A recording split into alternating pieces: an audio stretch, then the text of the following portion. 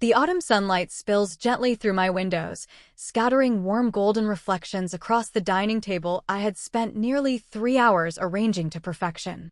24 delicate place settings gleam in the soft light, each one featuring the vintage china I'd painstakingly collected over the past several months.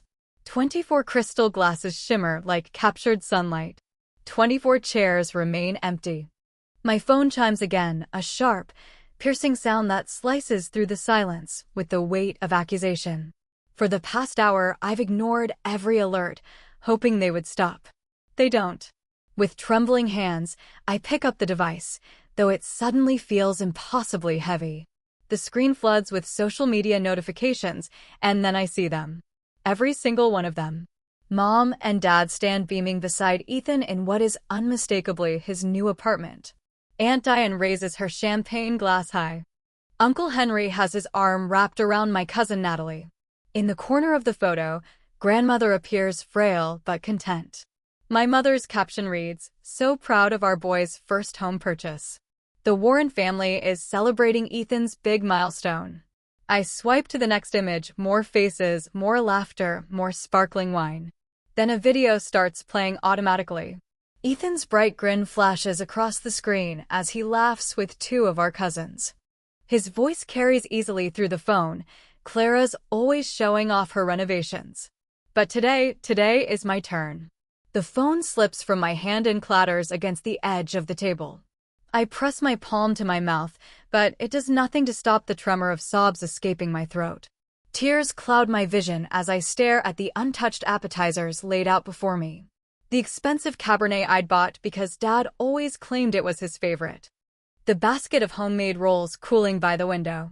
Only hours earlier, I'd been humming softly as I moved through this very kitchen. I woke before dawn, too excited to stay in bed. Morning light had barely touched the old oak floors when I began checking off my handwritten list. The invitation I sent weeks earlier promised a 2 o'clock celebration, my first home, my dream finally realized. This 1,920 square foot craftsman had consumed every dollar of my savings and 9 months of sweat equity to restore. "You're going overboard again," Emily had teased as she helped me polish the silverware that once belonged to my grandmother, watching me fuss over the flowers in vintage blue vases. "I just want everything to be perfect," I'd said, adjusting a napkin for the 4th time. Mom said the house was too small. Dad thought the neighborhood was a mistake. "I need them to see what I've built."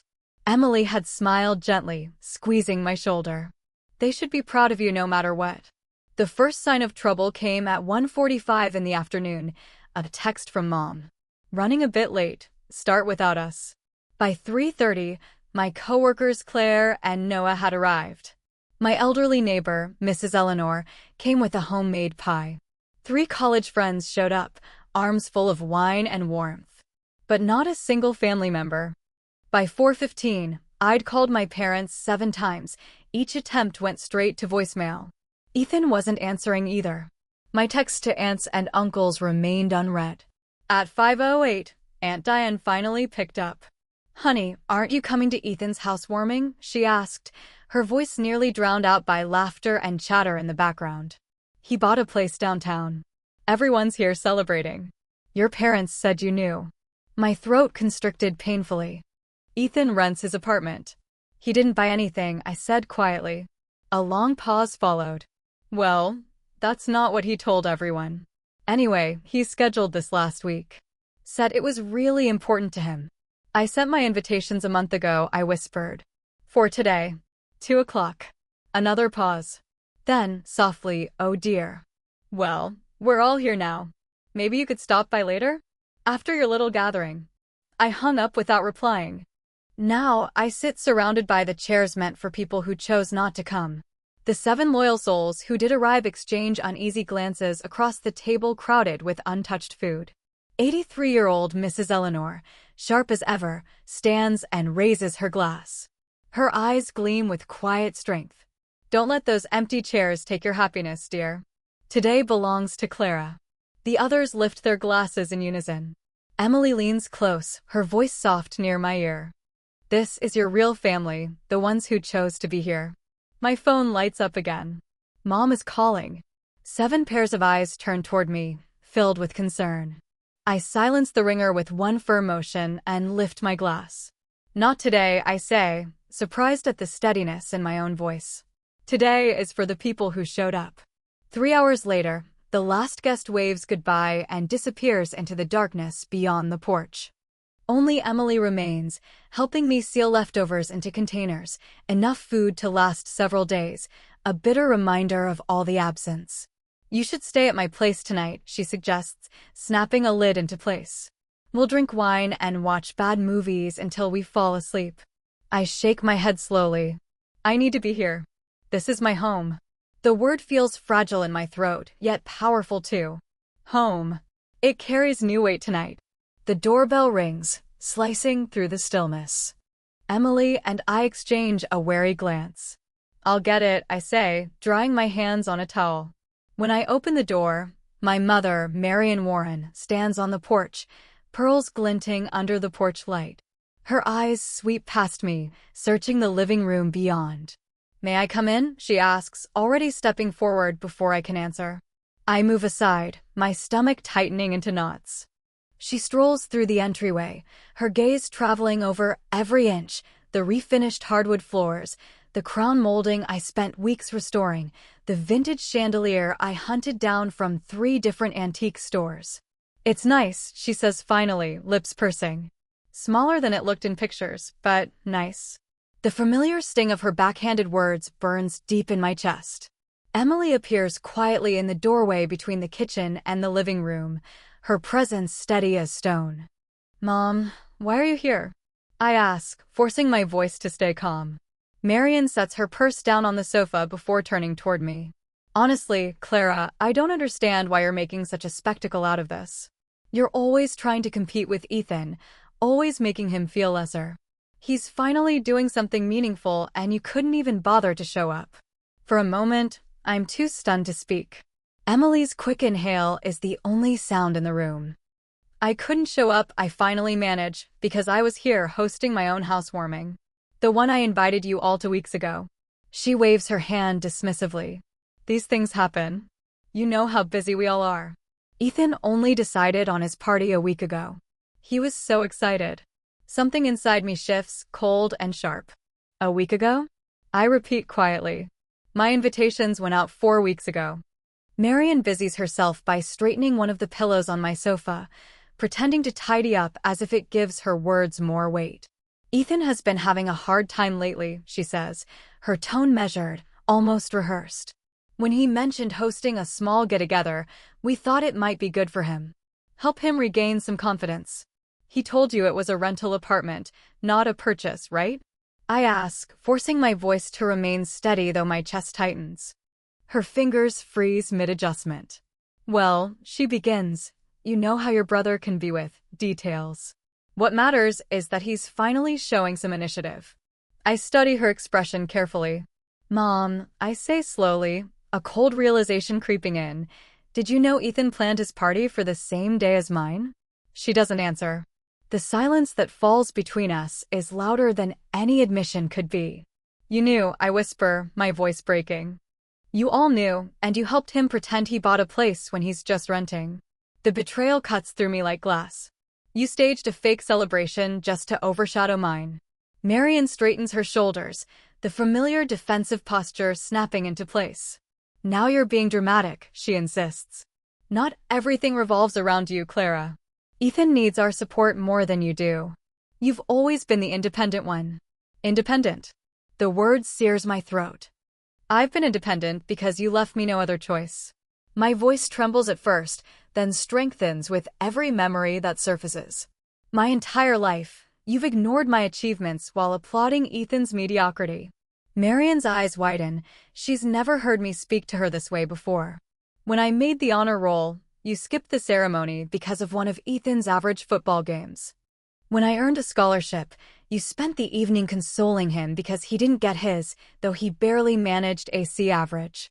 I worked 3 jobs to get through graduate school while you paid his rent after he dropped out of community college. My breath catches, but I push on. I saved for 7 years to buy this house, while you bankrolled one failed business venture after another for him. Marian shakes her head quickly. We've always supported both of you equally, she protests, but her words sound hollow, almost rehearsed. I spent $62,000 and 9 months restoring this house with my own 2 hands. I continue, my voice trembling now from anger, not fear. Every weekend, every holiday, every spare evening after work. And all you did was call it a waste, criticizing the neighborhood without ever once setting foot here.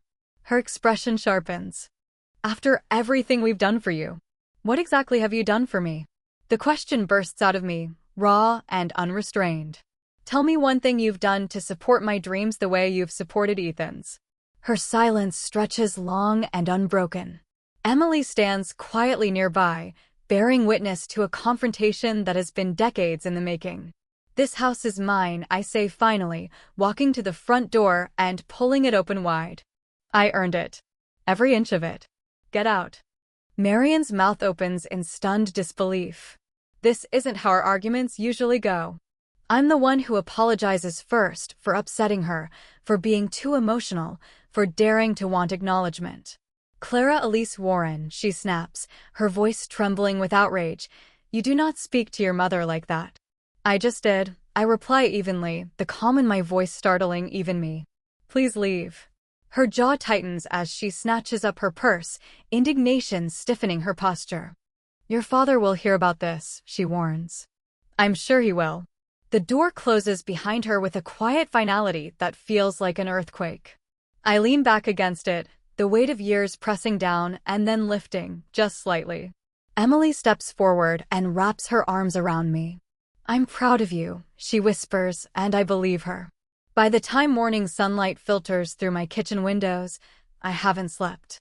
The argument plays on repeat in my mind, every word echoing in the quiet house. When the doorbell rings, my pulse spikes. Standing on the porch is my father, Gregory Warren. His tall frame seems smaller somehow, shoulders slouched under the weight of something unspoken. May I come in? He asks softly. I nod and step aside. Unlike my mother, he pauses in the entryway, eyes scanning the space with genuine curiosity rather than criticism. Could I see it? He asks after a moment. The house, all of it. I lead him through each room in silence. The kitchen with its restored cabinets, the living room lined with bookshelves I sanded by hand, the small office where I work 2 days a week, the guest bedroom Emily and I painted in a soft sage green. In the backyard, he lingers by the raised garden beds I built last month. You did all this yourself, he asks quietly. Most of it, I reply. Friends helped with the larger projects. He nods slowly, eyes thoughtful. It's beautiful, Clara. You've created something remarkable here. The compliment lands awkwardly between us, unfamiliar and fragile. Then his tone shifts. Ethan told everyone he bought his apartment, he says. We knew that wasn't true. The confirmation stings even though I'd already pieced it together. Your mother's very upset, he continues. The familiar manipulation hides beneath his calm tone, an appeal to guilt, an attempt to reassert control. Perhaps if you apologized, we could all move past this.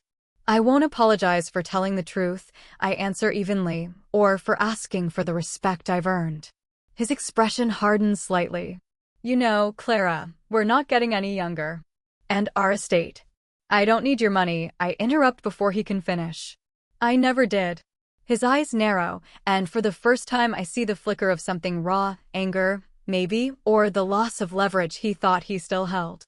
And beneath that, I recognize the same pattern that has governed my entire life. You gave Ethan 3 business loans, I say, my tone soft but sharp.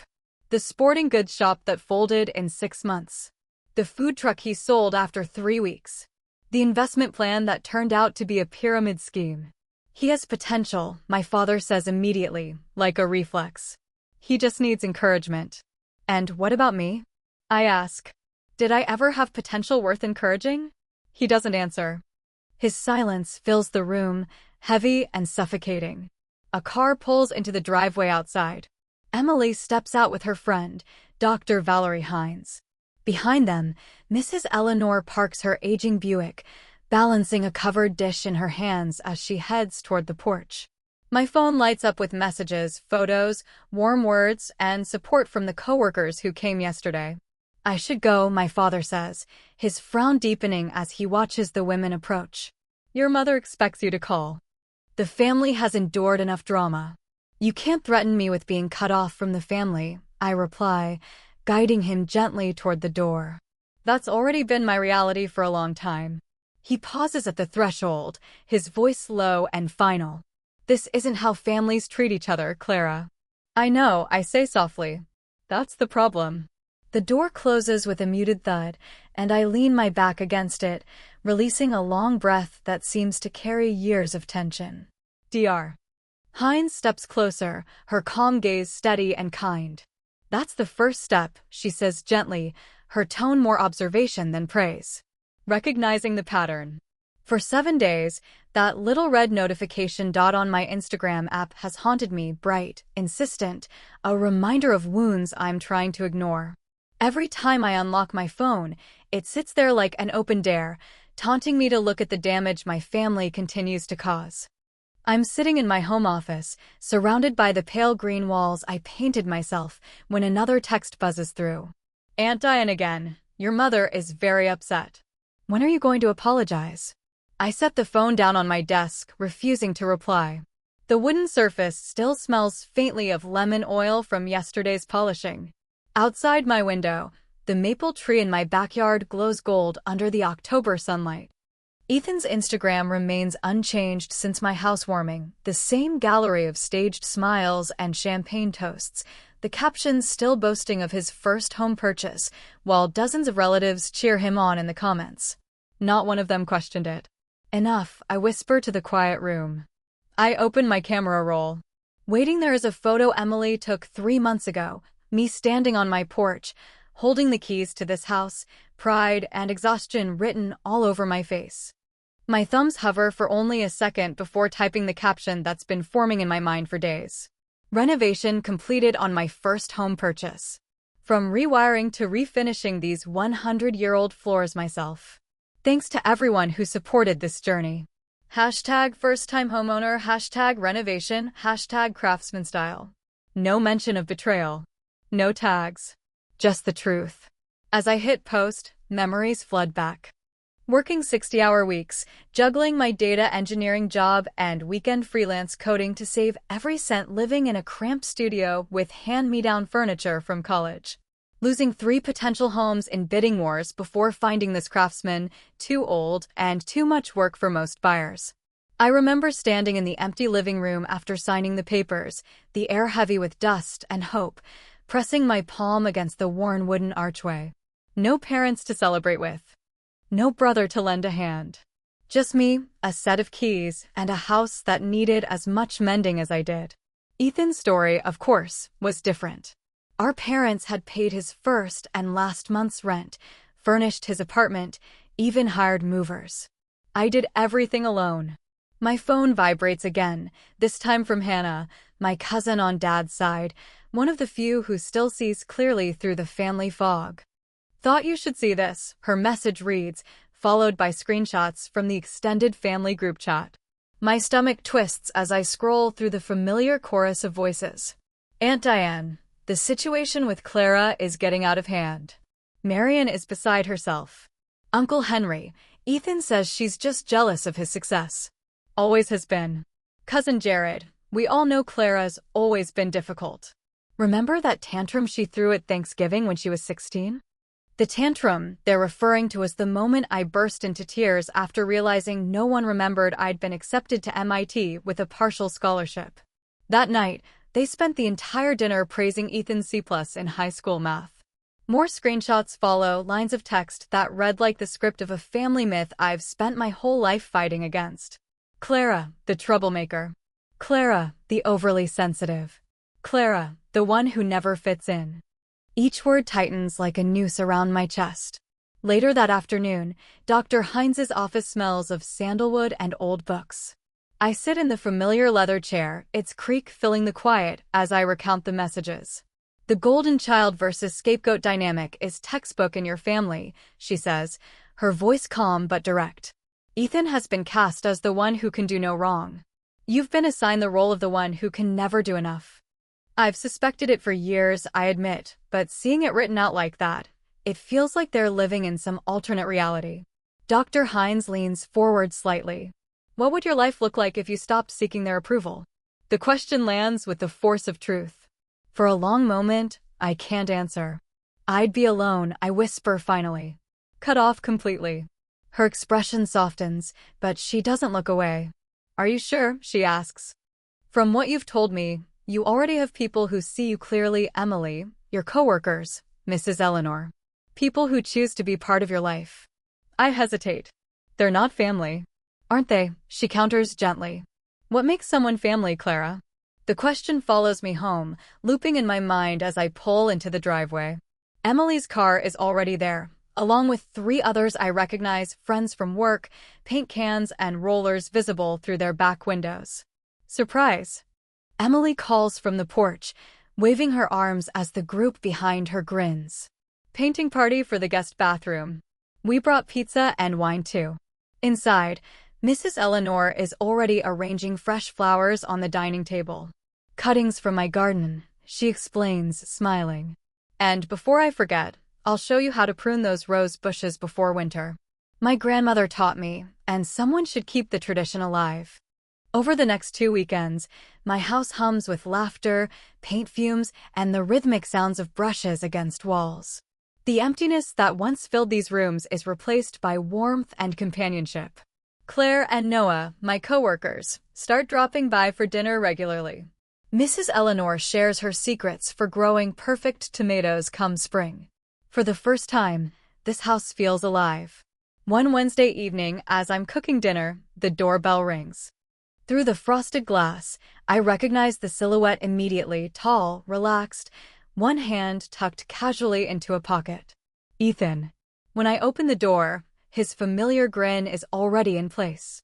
Hey sis, he says, leaning against the frame like we're in some easy sitcom.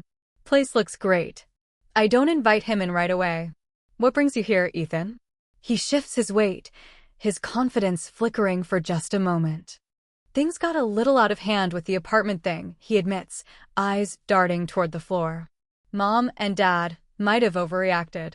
It's not an apology, I think, though I step aside anyway, letting Ethan into the house. He glances around, his gaze sweeping over every corner as though appraising it for worth rather than appreciating it for meaning. Listen, he begins after only a few minutes of small talk, circling to the real reason for his visit. I've got this investment opportunity, real estate development downtown. Small buy-in, huge potential. I thought of you, since you're into property now. The pattern unfurls predictably, like a map I know by heart. Ethan needs money. Ethan turns to me. Ethan assumes I'll help. How much? I ask, though mostly out of curiosity. Just $15,000 to start, he says quickly. I'd pay you back once things take off. Just like the business loans from our parents that never saw repayment. Just like the temporary apartment support that somehow lasted 2 years. I study him closely, the polished charm, the easy confidence that expects compliance. It's written into every line of his posture. He doesn't even imagine I could say no. You've never really seen me, I say quietly, but I finally see you. His smile falters. What's that supposed to mean? It means no, Ethan. I'm not investing in your project. His face tightens, confusion flashing before irritation takes over. But for once, I don't fill the silence or justify my choice. When he leaves, the air feels lighter somehow. That night, I do something that surprises even me. I call my mother and agree to Sunday dinner. Before I go, I meet with Dr. Hines to prepare. Remember, she warns, they'll try to pull you back into old dynamics. You don't have to respond the same way. Emily will be waiting nearby, I tell her. Just in case. Good, she says with a nod. Then what boundaries are you setting before you go? I count them off on my fingers. I'll leave if they belittle my house or my choices. I won't discuss money or lending anything to Ethan. And I won't stay longer than 90 minutes. Dr. Hines nods approvingly. And what's your purpose in going? To see if honesty is possible, I reply after a pause. To see if there's anything left worth saving. Sunday arrives clear and cold. I park in front of my parents' suburban home. its manicured lawn and matching porch furniture a world apart from my colorful craftsman. After a deep breath, I walk to the door. The silence that greets me in the dining room is thick and awkward. Ethan cracks a joke that dies halfway through. My father clears his throat twice. My mother busies herself arranging serving dishes, refusing to meet my gaze. "Thank you for coming, Clara," my father says finally, the words more ceremonial than sincere. I take my seat. "I'm here to see if honesty is possible." The statement falls into the room like a stone dropped into still water. Ripples of discomfort spread across every face. Dinner drags on with forced politeness, small talk about the weather, neighbors, and trivial updates. My mother asks about my job, then interrupts my answer halfway through. My father asks about the house, but winces when I mention installing my new water heater by myself. Then the inevitable fracture comes. My mother sets down her fork with a sharp, deliberate click against the china. "I don't understand," she says, "why you felt the need to buy such an expensive house. All that money when you could have had something more reasonable, like Ethan did." The lie hovers in the air, thick and sour. I rise slowly, placing my napkin neatly beside my unfinished plate. "I didn't come here for more lies," I say evenly. "Clara, please," my father urges, standing as well. "Family should forgive one another." I meet his eyes, then hers, then Ethan's, who can't even look at me. Family should be worth forgiving first. When I step into the cool evening air, the door closes behind me with a quiet certainty. For the first time in years, I can breathe deeply. The next morning, sunlight spills across my kitchen counters as I arrange fresh-cut dahlias in the blue ceramic vase Eleanor gave me. Outside, my garden glows with the results of 3 months of work, roses climbing their trellis, green shoots breaking through the soil, life pushing upward in quiet defiance. These Sunday dinners are becoming quite the tradition, Eleanor calls from the porch, where she's setting out her famous apple cobbler. At 83, she moves with surprising grace, refusing any help. "Best day of my week," I answer honestly. The house feels different now, truly mine in a way it never did before. The dining table that once showcased absence now overflows with laughter. Emily brings board games, Noah strums his guitar, and Olivia from work brings her daughter, who chases fireflies through the garden at dusk. I've grown comfortable with the rhythm of limited family contact. Dad calls once in a while, awkward, but at least trying. Mom sends brief, polite texts about community events I never attend. Ethan remains silent, and that silence feels like peace. Until today. My phone buzzes on the countertop. Emily glances up from the cutting board where she's slicing vegetables. "Your face just did that thing," she says. I turn the screen toward her. "Ethan's latest post glows brightly," she said. "Yes. Lydia made me the happiest man alive." The photo shows him grinning beside a blonde woman, her left hand lifted to display a diamond that looks large enough to have its own postal code. "Wow," Emily says, raising her brows. "Didn't they just start dating?" 5 weeks, I confirm, scrolling through the flood of comments. Relatives who've ignored me for months are tripping over each other to congratulate him, our parents leading the parade with shining hearts and praise. My phone rings. Mom's name lights the screen. I hesitate before answering. "Clara." Her voice is bright, almost brittle. "Have you seen Ethan's wonderful news? We're absolutely thrilled. Lydia is perfect for him." I rub my temple, my patience thinning. "Congratulations," I manage. "We're planning an engagement party in 3 weeks," she continues. "The whole family will be there." A pause, calculated and heavy. "This is important, Clara. Family obligations come first, especially for something this significant." The pressure builds like a tide in my chest, expectation wrapped in guilt, polished with manipulation. "I'll think about it," I say finally, choosing the words carefully. "Think about it," she echoes, her tone sharpening. "This is your brother's engagement. After everything we've done for you." "I need to go, Mom. Sunday dinner guests are arriving." I end the call before she can reply. My hands, surprisingly steady, hover for a moment over the screen before I set the phone down. Within an hour, messages flood in, texts from aunts, uncles, and cousins, all preaching the same rehearsed sermon. Family comes together for important occasions. Your brother would be there for you. Time to let go of differences. The most striking one arrives from Aunt Diane. Your mother mentioned you might help with wedding expenses since Ethan is between opportunities again. Emily leans over my shoulder, reading the message aloud with a snort. Of course, she says, shaking her head, the golden child needs another bailout. Dr. Heinz's words from our last session surface in my mind like a life raft. You don't need to respond to every crisis. Selective engagement protects your peace. I take a deep breath and type one brief message to Ethan. Congratulations on your engagement. I wish you both happiness. Nothing more. Nothing less. The rest of the family receives a polite variation. Thank you for letting me know. I'll review my schedule when the invitation arrives. Emily grins, giving my shoulder a light squeeze. Look at you, setting boundaries like a pro. Dr. Heinz would be proud. I think I'm proud, too, I admit, noticing how light my chest feels where anxiety used to live. Sunday dinner unfolds easily, full of laughter and belonging, the kind that feels earned, not forced. Eleanor entertains us with stories about her late husband's gardening disasters. Noah brings his guitar and plays a soft melody he's been working on. Emily teases Olivia about her office crush. No one mentions weddings or obligations. No one questions loyalty or demands performance. No one asks me to prove I deserve a seat at their table. 2 days later, an unfamiliar number flashes across my phone. I answer cautiously. Is this Clara? A woman's voice asks. Yes. This is Lydia, Ethan's fiancée. My fingers tighten instinctively around the phone. Yes, this is Clara. I hope this isn't inappropriate, she continues, her tone unexpectedly sincere. I wanted to meet you. Just us. There's something disarming about her honesty. No polish, no practice charm. May I ask why? I saw the old photos from your housewarming, she says after a pause. Anne, I've noticed the way your family talks about you when you're not around. Another pause. I just need to understand what I'm marrying into. Her straightforwardness catches me off guard. Coffee at Riverdale Roasters tomorrow at 2? I suggest. I'll be there, she replies, relief audible in her voice. That evening, my father appears on my doorstep holding a cardboard box.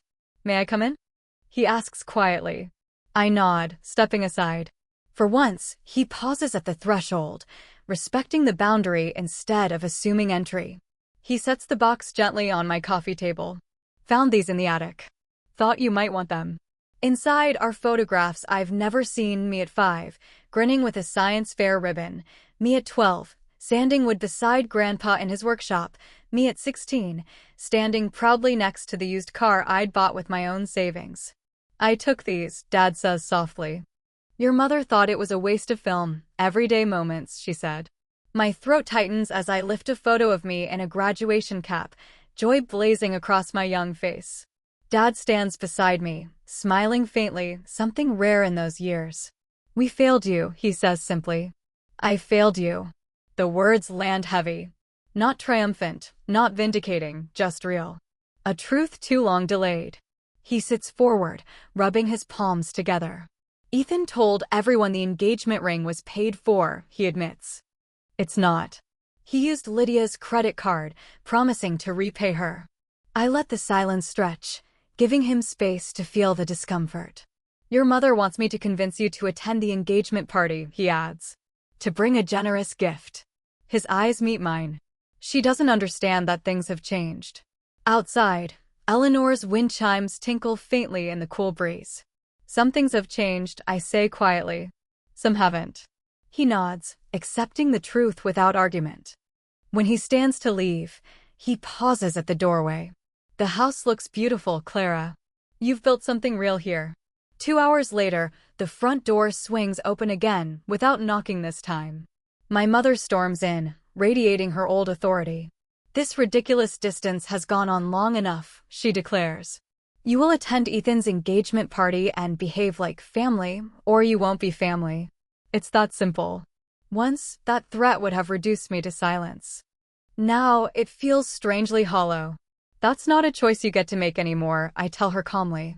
Her face flushes crimson. After everything. I'll decide about the party on my own terms, I cut in evenly. You can show yourself out. The following afternoon, Lydia and I sit tucked in a quiet corner of Riverdale Roasters. She's not what I expected, no artificial gloss, no need to impress. My parents divorced when I was 12, she says, stirring her coffee absently.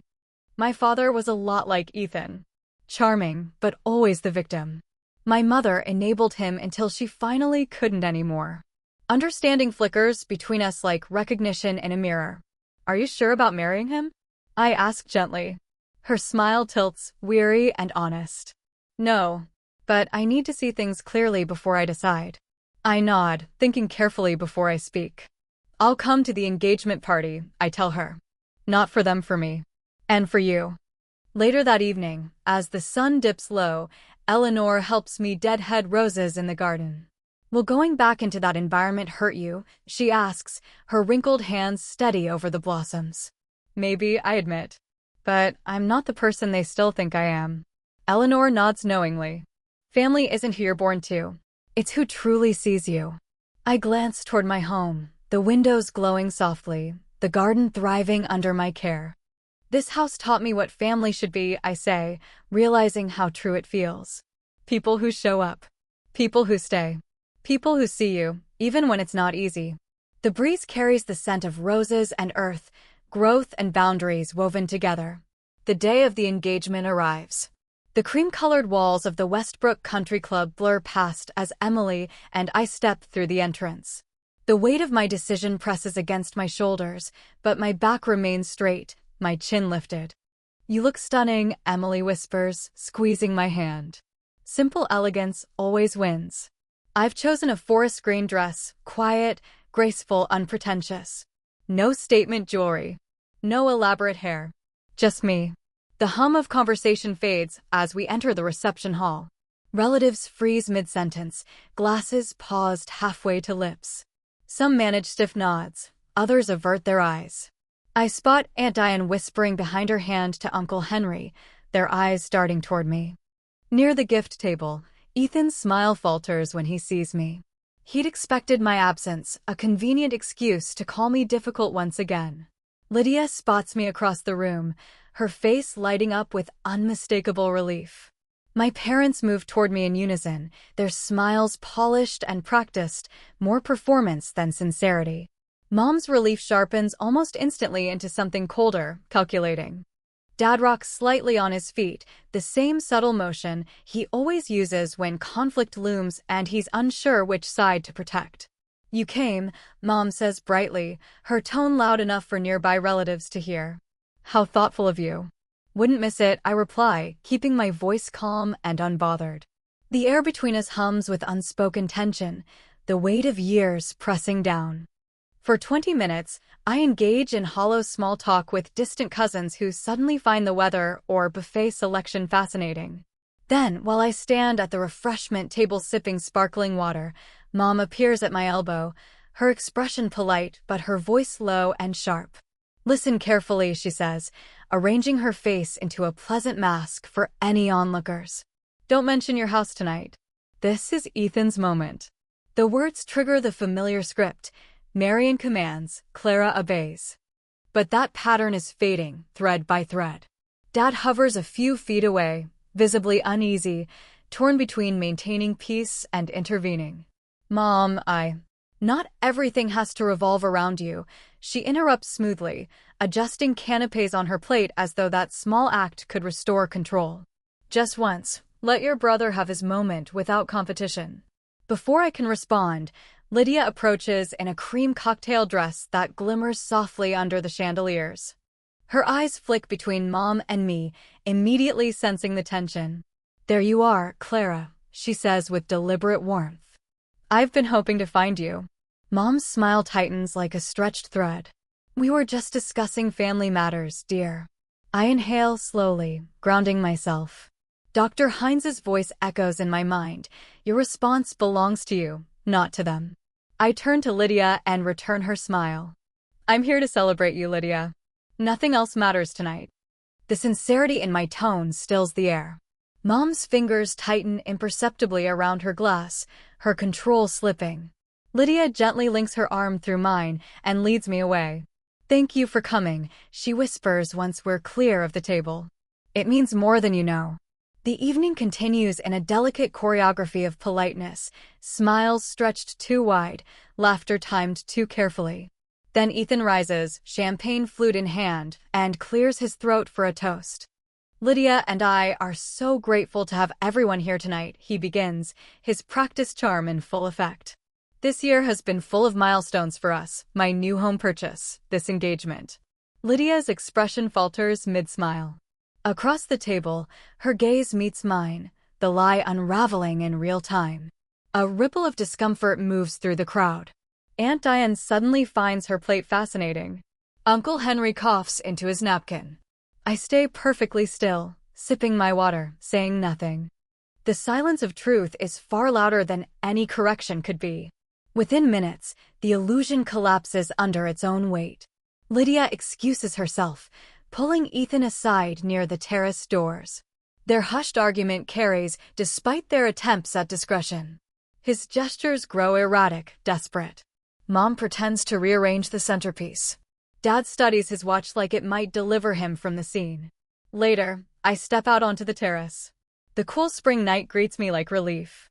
"There you are," Lydia says softly as she joins me, her eyes red but clear. "Are you okay?" I ask. She shakes her head, exhaling shakily. I had no idea how deep this goes.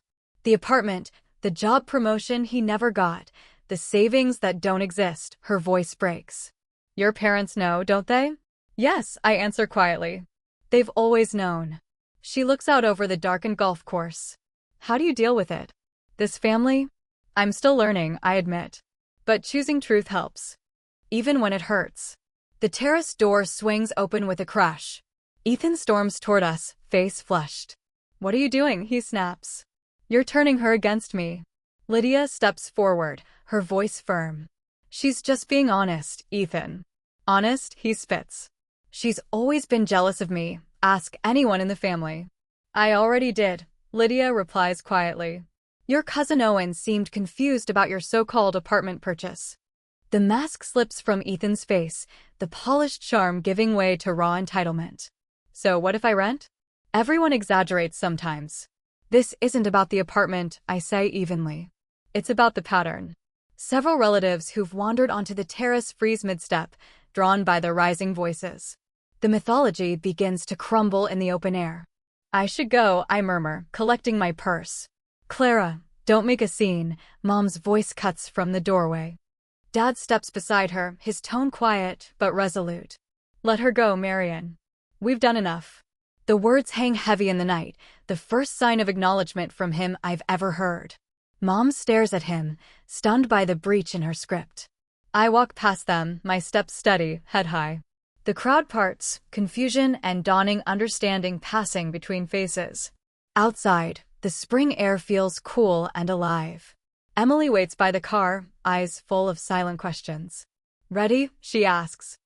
I glance back once at the glowing windows of the country club, where illusions are finally breaking. "Yes," I say, voice steady. "I'm ready."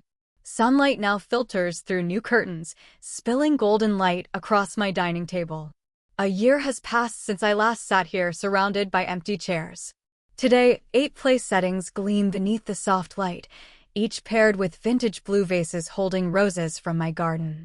8 chairs that will be filled by people who chose to be here. My fingers glide across the oak surface, remembering that lonely afternoon when my phone screen showed me what my family really was. The sting remains, but it no longer defines me. Dr. Hines calls that progress.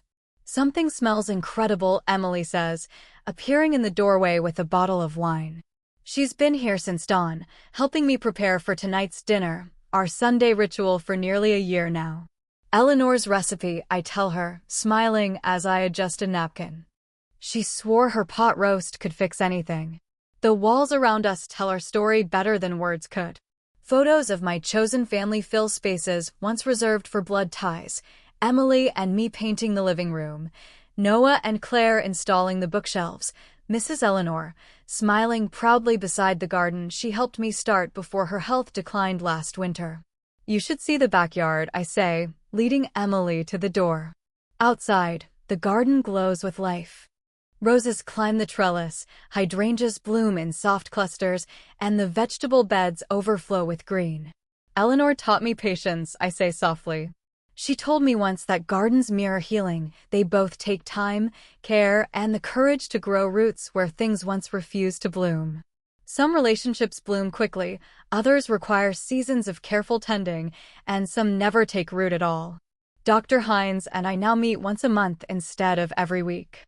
Yesterday, she asked me what I've learned over the past year. I've learned to build fences, I told her. Not just the white picket one in my yard, but the invisible kind, boundaries that protect what matters. At work, I've started mentoring Tessa, a young engineer whose mother constantly criticizes her career choices. Yesterday, she texted me, "Your advice changed everything." I told Mom no to the family reunion. My first boundary ever. I smiled at the message, proud of her for planting her own fence line. The doorbell chimes, pulling me back to the present. Emily gives my shoulder a reassuring squeeze before I go to answer it. My father, Gregory, stands on the porch holding a small potted plant. Uncertainty shadows his expression, though there's something gentler in his eyes than there used to be. Our monthly coffee meetings are still awkward but honest, baby steps toward rebuilding something real. "I thought your garden might have room for this," he says, offering the plant. "Your grandmother grew lilacs at our first house." I accept it with a genuine smile. It's perfect for the corner bed. Inside, Gregory takes in the transformed space, the home my mother still refuses to visit. She remains trapped in her version of the story, where Ethan is forever deserving of second chances, and I'm the ungrateful daughter who doesn't understand family loyalty. Ethan, as far as I know, is living back at my parents' house. Lydia left him not long after the engagement party, once the truth came to light. He's still spinning tales of new opportunities, always just out of reach. The doorbell rings again, and soon the rooms begin to fill. The laughter of my chosen family flows easily, replacing the silence that once lived here. Gregory lingers near the edge of the crowd, watching with quiet curiosity, half outsider, half participant. When everyone settles around the table, Mrs. Eleanor's chair remains empty but honored, a quiet symbol of gratitude and loss. Claire lifts her glass, her voice soft but strong. "To the house that truth built," she says, echoing Eleanor's words from her final visit. As twilight softens the sky, Gregory joins me on the porch. He leans against the railing, his voice low and thoughtful. "You've built something beautiful here," he says. "In this house and in your life." I hear what he doesn't say. I'm sorry. I'm proud. I wish I'd understood sooner. It's enough. Inside, more guests arrive for dessert. The windows glow from within, light spilling onto the garden path. The air hums with conversation, music, and the easy rhythm of belonging. Standing at the doorway, I watch them, the family I built for myself, and the realization settles in like a steady heartbeat. True family sees you clearly and chooses to stay. As night deepens, I look once more at the warm glow inside, the laughter that fills the spaces where silence used to live. Sometimes you set a table for 24, but only 8 arrive. And those 8 become everything.